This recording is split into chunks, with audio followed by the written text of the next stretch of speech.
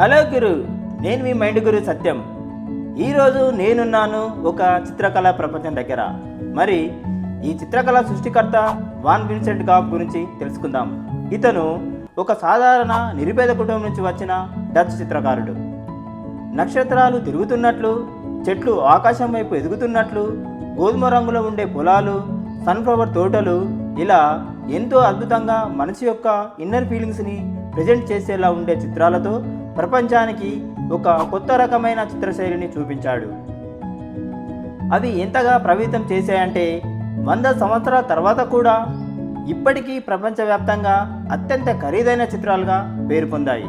మరి ఇటువంటి గొప్ప చిత్రకారుడు తన 37వ సంవత్సరంలోనే తీవ్ర మానసిక రోగంతో తనను తాను సూసైడ్ చేసుకొని మరణించాడు.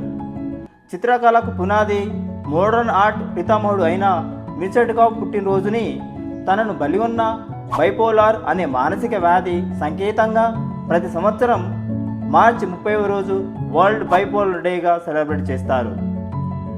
ఇలాంటి మరిన్ని మానసిక ముచ్చట్లు, ఇక్కట్లు, సమాచారం కోసం మా ఇన్స్టాగ్రామ్, యూట్యూబ్ అకౌంట్ని ఫాలో చేయండి గురు.